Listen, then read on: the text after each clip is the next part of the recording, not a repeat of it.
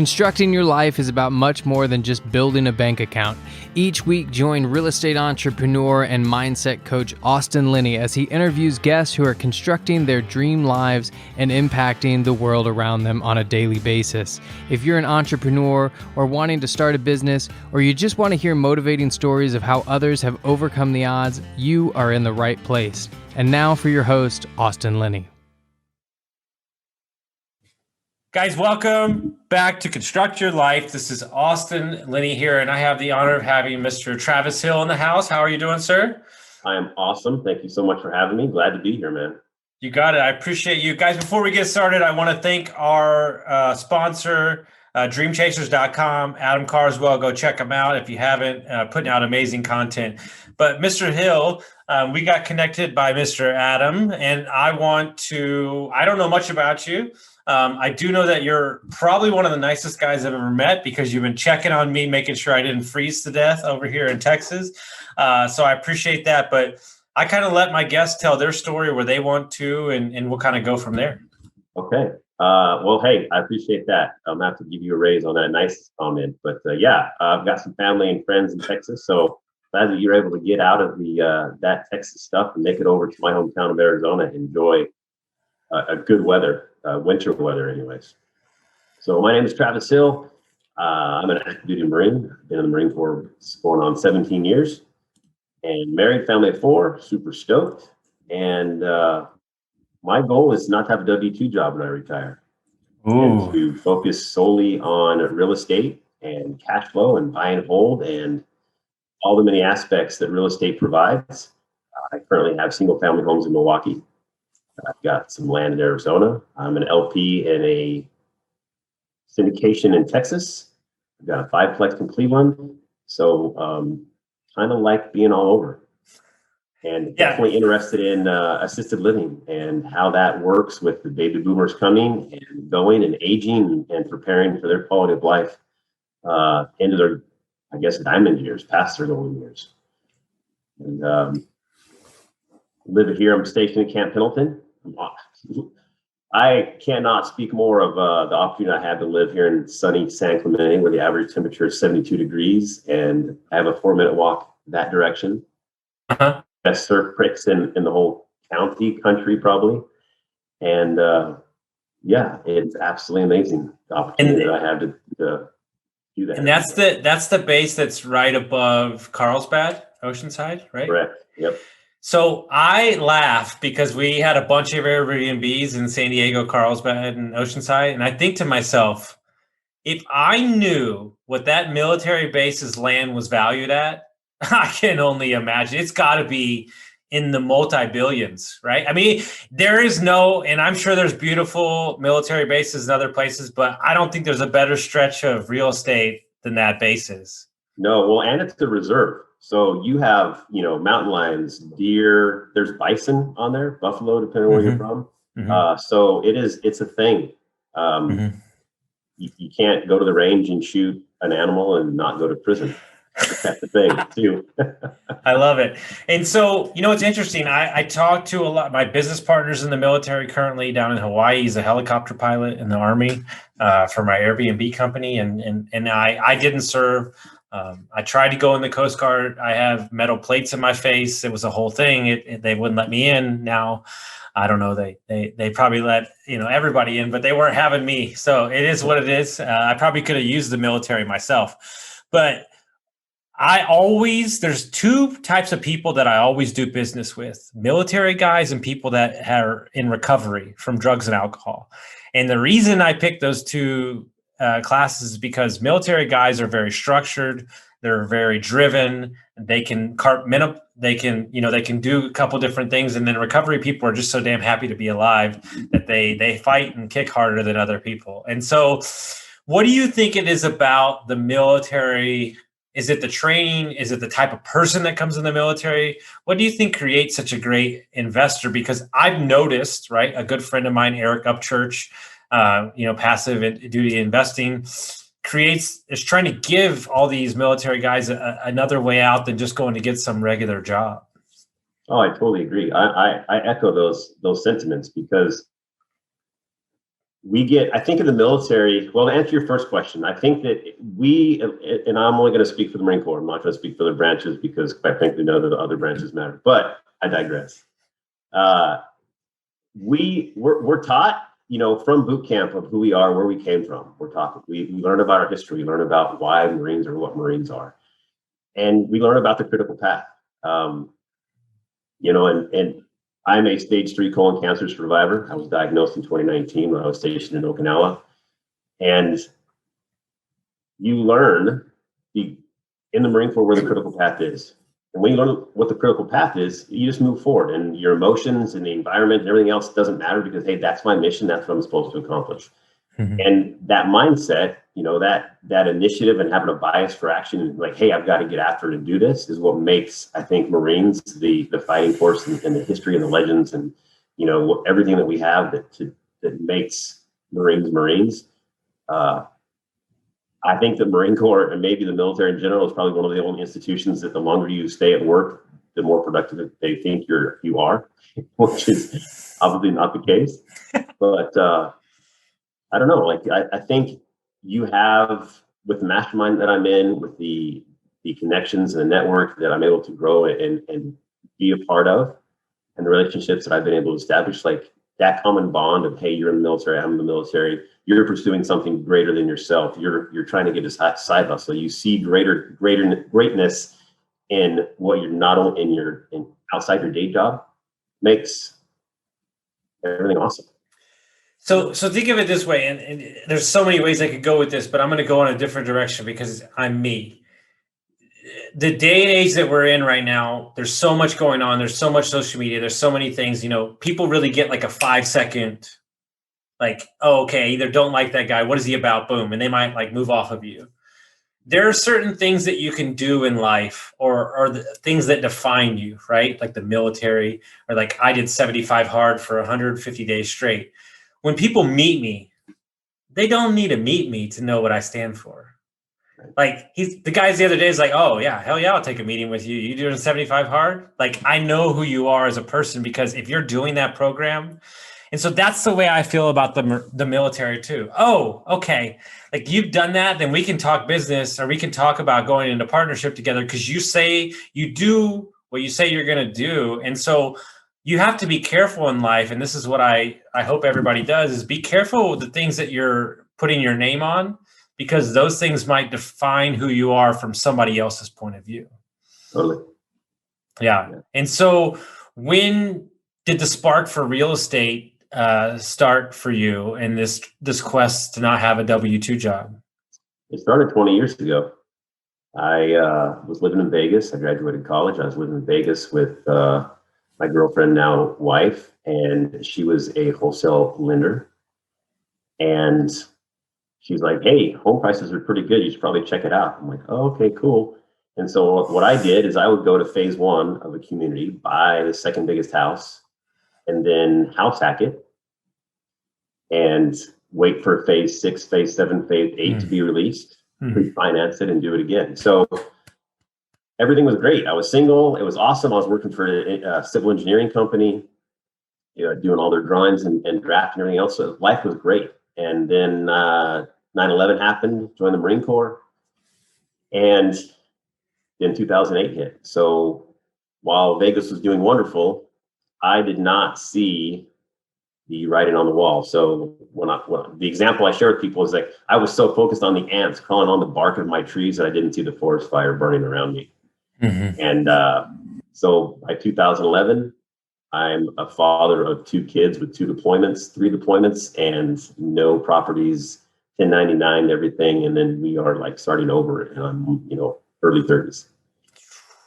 And so did you have to like get those houses foreclosed on, or did you just hang on to them? Like what happened? Oh, they all foreclosed. We just like worked with the mortgage company and did what everybody else did and tried to salvage whatever we could salvage. And we learned that, as home prices dropped, so did our rent. And because I was refinancing each house previously to purchase the next one or create the down payment, I kind of had a house of cards per se. And I just, I remember being in North Carolina. We were stationed at Cherry Point, and this is, again, this is like late 2010, early 2011. And I remember pumping like $4,000 a month, and I'm making, like my reserves are gone, my savings is gone. I'm like, okay, do we put these things on credit cards? And we just came to the point of like, hey, we just can't hold on to them anymore, and we got to let them go. And so we did. What would you tell that guy back then, as you sit here today? What advice would you give that guy?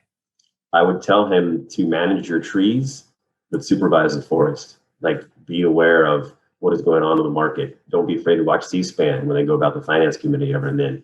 Understand what the bond yield does and what is inflation, and maybe diversify more in real estate.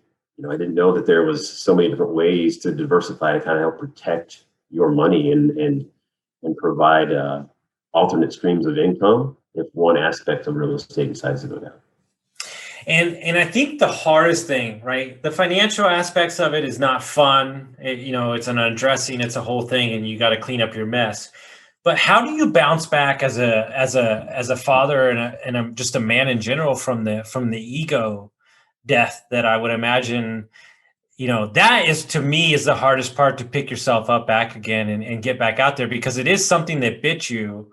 And so a lot of people, maybe that's the issue with a lot of people, is they let it bite them once and they put it away for the rest of their life. Oh, my dad asked me that same question. It was like $1.2 million of net worth, and it was gone. And he's like, well, why would you ever want to start again? I'm like, because I failed forward. Like, I know I can do it. And if I can do it then to this point, I know I can achieve more as I gain more knowledge and experience. And like, isn't that what life's all about, is being able to fail forward and like, hey, this sucked. But I got through it. I'm still alive. I still have my family. I had a paycheck coming in, right? So worst case scenario, I wait till the 15th to receive another one. But you have to get up. You have to make the decision that that's not going to define who you are. I had an obligation as a Marine, to not to like, oh, that battle sucked, but I'm going to win the war. I had an obligation to set the example for my children, even though they were small, to be the breadwinner as a traditional family. Like, all of that stuff made me drive forward. I try to tell everybody, and I think you'll resonate with this, it's like, I've made a decision, whether or not I want to or not, that I'm an entrepreneur and a real estate investor. What would you like me to do? Would you like me to go sell perfume at Abercrombie and Fitch? Like, what's the fucking option, guys? Like, this is where I've gone. I've realized that I can never work for anybody else because I don't want to listen to them. And I have my own dreams. And I try to tell people, like, they act like getting into this space, there's another option. What's the option? There is no option. Do you want financial freedom? Do you want to buy back your time? Do you want to show your kids there's a way? And do you want to call the shots? That's it. And it doesn't have to be overnight. It can be in 10 years, 20 years. But like, there's no other option. And so when you picked yourself up and you started investing again, what was the first thing that you got back into? First thing we got back into was we got a reserve. We lived a little Dave Ramsey. So, we don't have debt anyways. So we made sure that our reserves were back. We made sure that when each kid was born, we set up a UTMA, we put like money in there for them. It's like, hey, if this creates $1 or if this creates $1 million, like, good for you. You're going to get it later on. Sure.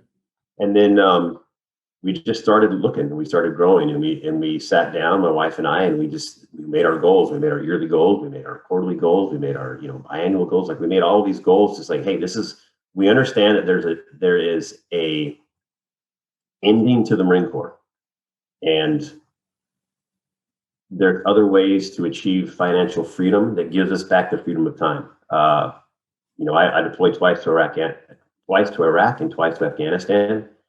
And I want some of that time back when my kids are older. Maybe they're in college and I can come visit them during spring break or whatever, instead of not having the opportunity to see any of my kids born because I was deployed. Like, that's the thing. Not being with my wife the first 2 years of first year and a half of our marriage. We didn't live under the same roof. The only time that we saw each other is when we came to visit. So these are the experiences that shaped our life to help us pursue freedom of time, freedom of opportunity. Mm-hmm. For sure. And, a lot of people wouldn't, you keep talking about different asset classes and everything. Like, what is your, like, obviously the market dictates certain things, but ultimately, what are you seeking as an investor when you're out there looking for properties? Because you're in a couple different markets. Are you seeking operators to team up with and invest in, or are you buying your own assets? What are the things that you look for as an investor? I don't have anything specific. I think whatever opportunities present themselves. I know some people are like dead set against shiny object syndrome, and I'm perfectly accepting of it. And between the different states that I'm in, the different asset classes, my relationship with people is very important because I'm an out-of-state investor primarily. And so creating that relationship and just sitting down and having communications and conversations that relate to the future and to see each other's vision and to share that vision, and that's huge. That's awesome. And whether it's private lending or if it's creating a deal, connecting the unconnected, or passing on like, hey, this guy's doing a syndication. Would you be interested in talking to these guys? And like, oh yeah, cool. And then they go ahead and do, they fund an LP. Hey, awesome. That your success is my happiness is kind of how I want to live in regards to real estate. Yeah, and it depends on the way your brain works, right? Like somebody like Austin, you got this company over here and you're investing over there and you're doing that. And I'm like, I'm just basically, I try to stay like 5 years ahead of the trend. And if I'm like, I always want to ride the wave, and I'm trying not to be the last guy at the party. I'm trying not to be the first one. I'm just like, I try to think outside the box, and it's served me well to see something coming along. Like you're in like momentum in a market, right? Or like momentum in investing is something that's never talked about. And I think momentum, that first property is so hard that, but once you get rolling, it really is. I feel like the opportunities start flowing in a lot. Most definitely. If somebody would have told me a year ago that I would have, I'd be an LP in a 120 unit apartment complex, a 5-plex, and I'd be closing on my third single family, I would have been like, "You're talking to the wrong dude." And that's not me. How's everybody doing, guys? I want to talk today about our sponsor for May. A good friend of mine, Mark Simpson, runs a company, boostly.co.uk. Guys, everybody knows that I'm in the short-term rental space for many years. And I think one of the quotes he said to me was, you can't build your real estate on somebody else's property. And it really resonated with me because we are so reliant on an Airbnb, a HomeAway, these systems, right? And headed into this year, it's very important that we get direct bookings, and they're the best in the business of this. So in 2021, everybody needs to be building a website to create direct bookings, and you can't rely on Airbnb, plus you're giving them a ton of money.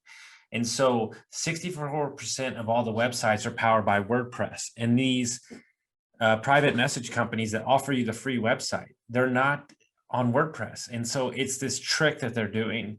And, these guys are the best in the business, the best in the world. And I'm not just saying that because I use them. I'm saying that because they are. It's the simple fact is that they service over 600 clients worldwide, and you need to get this done. And you can get it started for as little as $99 a month. And you could do that with one property, 100 properties, but you need to be capturing emails. You need to be sending direct marketing back to these guests. And the way to do that is to create a website. And these guys are the best in the business. When you get direct bookings, you're saving money every year, and the profit margins can be exponential. And so if you want to learn more about them, head on over to boostly.co.uk/constructyourlife. Not only is Mark a great entrepreneur and CEO, but he's a great person as well. No, for sure. And so for any new, I get a lot of young investors listening to my podcast. What advice would you give them when they're looking for their first couple deals that you've learned over the time after investing for so long? Shoot, have a bias for action. Don't do analysis paralysis. You got to take the next step. There's no comfort in the growth zone and no growth in the comfort zone, ever. Mm-hmm. You got to move forward and be willing to make mistakes, pick yourself up, and know that you're failing forward. Mm-hmm. I love that. Just wrap it in being a good person. right? Put your ego aside, be humble, maybe listen to a couple Jocko podcasts, but like get after it and just be humble. And you'll be amazed that you're not out for yourself and you're out for the collective whole, dude, the universe is a beautiful place to be. His book, I'm not saying it's the reason I got sober, but it's the definition of the reason I got sober. And what I mean by that is I'm the CEO of my company and my brand, right? And so there's a lot of frustration from time to time when a teammate or an investor or somebody drops the ball. But through my studies of Stoicism and through my studies of Jocko and everything, is understanding that ultimately the guy that's staring back at me in the mirror is the only one that I have to answer to. And if my emotions get out of control, it's because I didn't communicate properly to my team. And when you live there, it makes your world a lot more or less shrapnel, if that makes sense. Yeah. And it's so, what is I'd be interested because I've never talked about this on the podcast, and I believe it as well because my mom's a big nurse in the hospice. So I believe this. What are your indications and kind of your thought process on the assisted living that I do see as the next 20, 30 years as a huge market that, more importantly, is not done the traditional way that everybody thinks it's done, where it's changing a little bit? Oh yeah, COVID has created that. I think that you're going to see a much smaller footprint. I think that assisted living is, however you want to define it, right? Because there's like every single definition under the sun as far as adult care, assisted living, whatever that is. I think that when you get smaller homes, like one or two patients per house or one room or whatever the state allows, that may or may not require licensing, you're going to have that personal connection. And I think that with COVID kind of still in our minds, people aren't going to want to go and visit 20, 30, 40, 50, 100 unit complexes. They want to see one person, two people, three people. And I think that that's going to be a huge driver for their homes that come on the market as they age out of that house, or they convert that house, or you find smaller 2, 3, 4 multifamilies that stay residential to kind of keep that close occupancy / relationship with the administrators, the caregivers, and the patients that the family's going to like enjoy them. Mm-hmm. And I've stressed to people that ultimately you can control the asset, but you don't technically have to be the one running the operations. You could just lease your home out or rent it out to an operation company that maybe has operations across the country. So you don't have to get the health code stuff. You don't have to be the nurse. And so that's what people don't understand is everything's an option. Yes, totally. Yeah, you just got to find that company that wants to branch out and enjoys, running a RAL in a single family home. And what is that you just said? I've never heard that before. Oh, RAL, residential assisted living. Okay.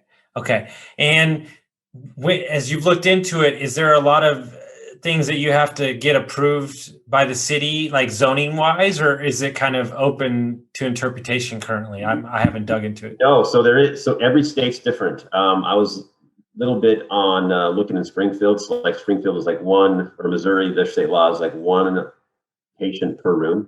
Mm-hmm. And of course, you got to make it wheelchair and elderly friendly, the property. So wider doorways, no lift showers, ramps, no carpet, that type of thing. But every state is different. Every state requires either there's a minimum number of patients per room to the maximum number. And then some states, if you go small enough, it's not a license requirement, meaning that you don't get inspected. But that, again, that's a state by state thing. Well, it's funny that you're looking at Missouri because the company's distributing out of Kansas City. So we could go build a whole 10 acres of 3-unit houses with assisted living and go to town. Absolutely. Like you can go get 10 or 15 acres and and there's different levels of care within assisted living, right? So you have everything from just helping you your medication on to full on trim your toenails, comb your hair, everything. And then imagine having 15 acres and you have like 4 quadplexes sitting right there in 4 different areas with a middle community center or something, and you just kind of rotate through that. And man, I think that is fantastic. Yeah, the guy we're doing business with on the pod system had just built an 88 unit assisted living facility in 6 months. So it's like, so it's like you have to really understand like how much you want to be involved in it. And like me personally, I don't want to be running the thing, but there's plenty of companies to partner up with, and I can control the asset because what people don't understand, my mom, there's a lady down in Southeast Texas that has an 8-room like old plantation house, and she's cash flowing $9,000 a month from that house. Yeah, totally. Yeah, I'm the same way. I want to be a landlord, and I want to work with a company that comes in and wants to lease it for, do a 5-year lease. Cool. And we'll figure out the numbers. Not a problem. For sure. And so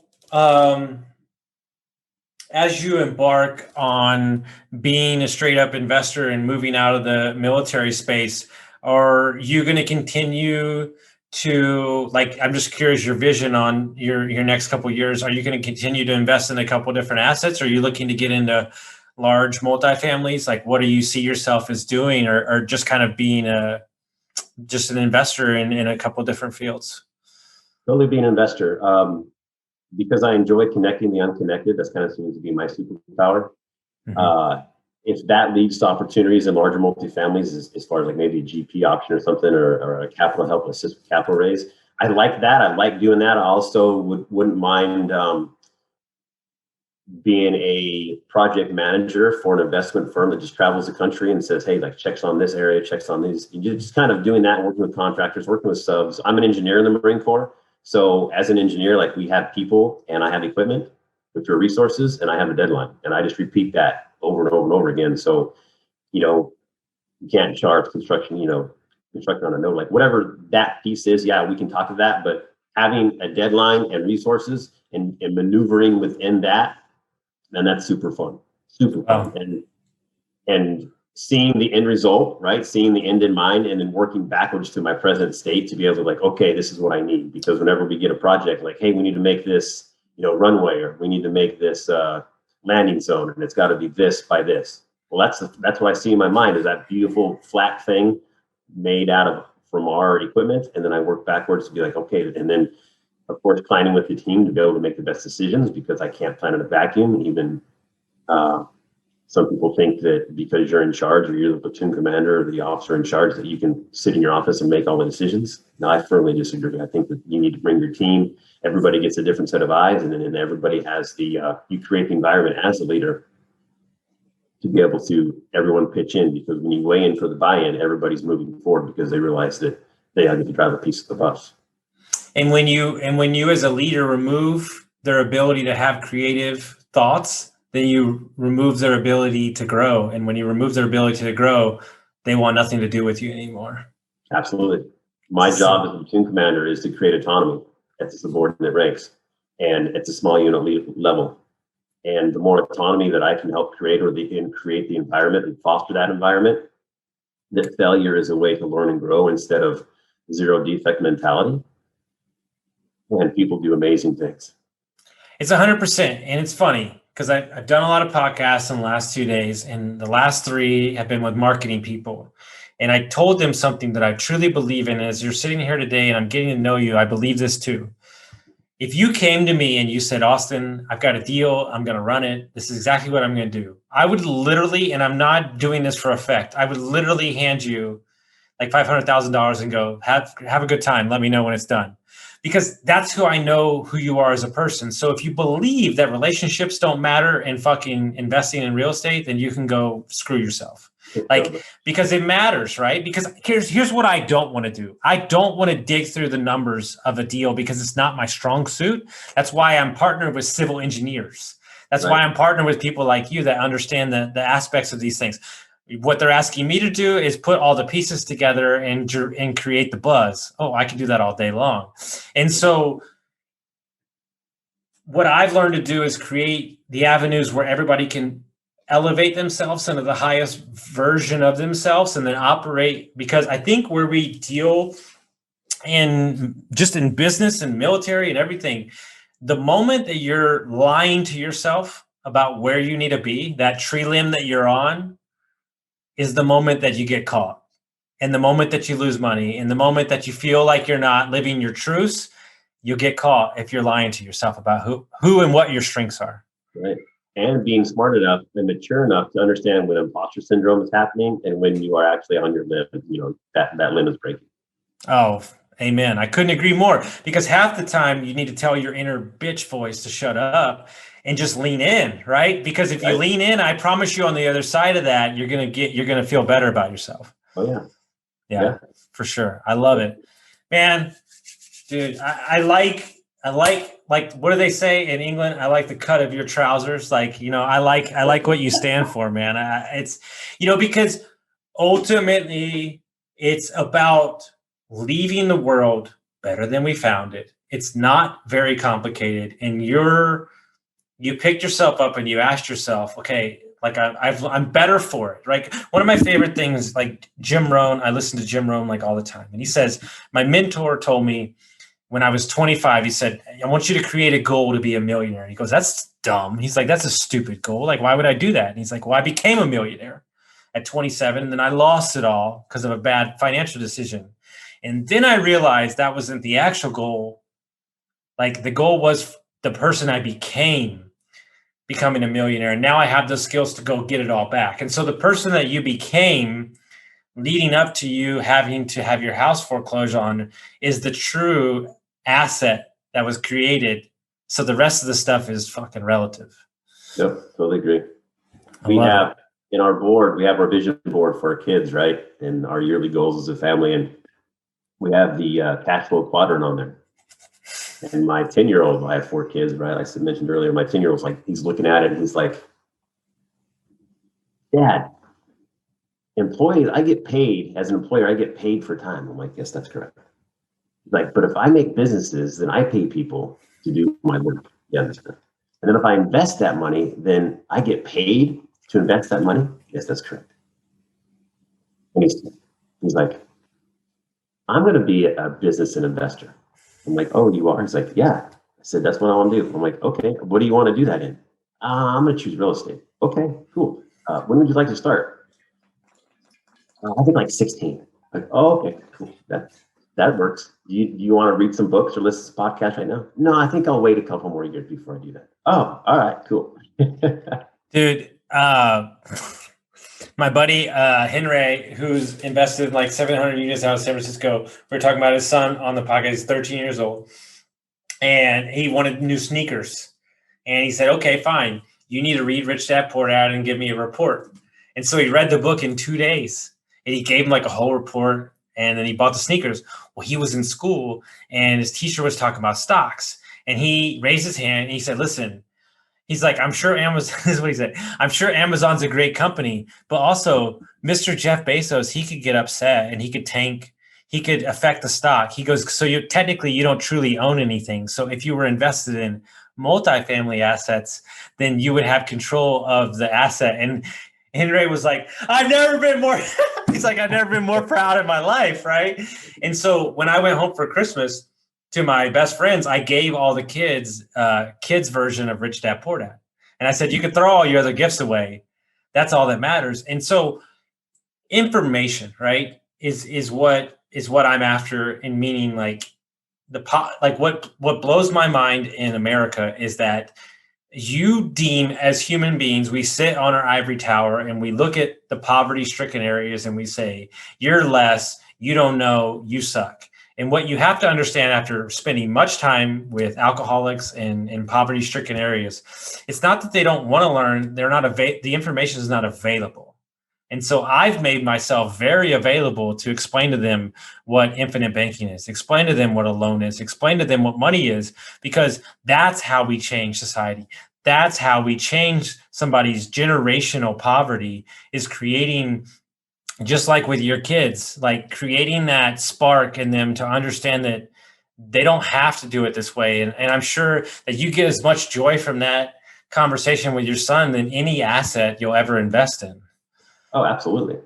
My 8-year-old, we go surf in the mornings, and we'll be sitting on the water in between sets, and we'll just talk about, life and assets and what do you want to do? And, and like, what do you want to be? And he's like, Dad, I just want to live in my vehicle and surf waves all out across the world. I'm like, that's an admirable goal. That's fantastic. But what are we going to do to make that happen? Yeah. So the third, I'm buying another property in Milwaukee, single family, be closing this end of this month. And I came to my kids and I said, hey, I'm going to put 25% down. I said, I'm going to use easy math. So let's say it's $100,000. Let's say you give me $300, mm-hmm. Right? Well, you get 1% of we're going to put 25% down. So I'm going to put $30,000 down. I said, you give me $300, that's 1%. All right, cool. Everybody understand? Yes, Dad. Okay. I said, then let's just say we close on the house and now it cash flows $500 a month. You get 1% of that cash flow, which is how much? And they're like, $5. Yep, $5. So you make $60 a year on that $300 investment. And we also have a couple jars. We have an expense, we have a tithing, and we have an investment jar. And every month, every $10 in the investment jar gets $1. So they're making 10% on their money. So this is an opportunity, kids, for you to make over as much money as you want in your investment jar, but you're still going to be getting $60 a month on the money that you want to put in. So we'll see if they want to go in, and I'll write the contract with them and we'll sign it, and we'll get a little fun notary and try to clamp it or something. But that's their opportunity, I think, for them to say, hey, like, I am investing in this and this is creating a return. And I'm able to see that. And then, hey, do you want to put it, how do you want to store it? Do you want to store it in like a Robinhood, or do you want to do whatever, or however you want to play with that to keep that money going? So we'll see. This is the greatest thing I've ever heard. I'm totally going to figure out a way. This is what everybody should be doing. Because it's the art. I love to add art to the first word. It's the art of knowing, right? And seeing, right? All this stuff is greatly talked about. That's why I study the story, how to tell a story. It's all seen, but when they see the return and they see they're making money, that's when it's like, it really just like creates that spark. And I think it really turns on the light bulb for kids when they can see the tangible thing that it can do.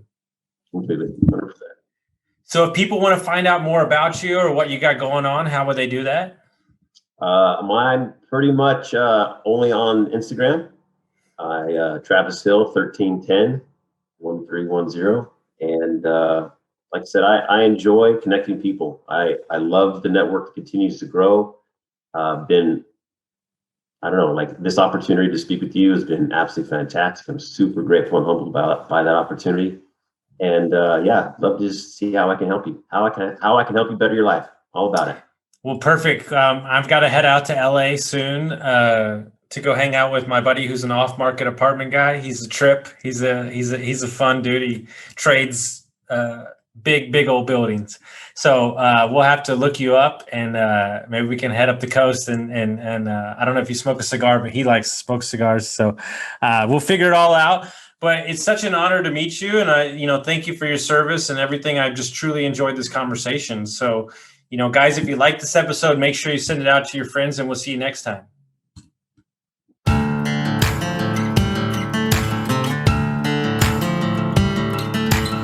Thank you for listening to Construct Your Life with Austin Linney. If you enjoyed this episode, be sure to rate, review, subscribe, and pay it forward by sharing with a friend. Most importantly, take this opportunity to start constructing your life by taking immediate action on what you learned. For show notes, resources, and more information on one-on-one coaching with Austin, visit constructyourlifepodcast.com.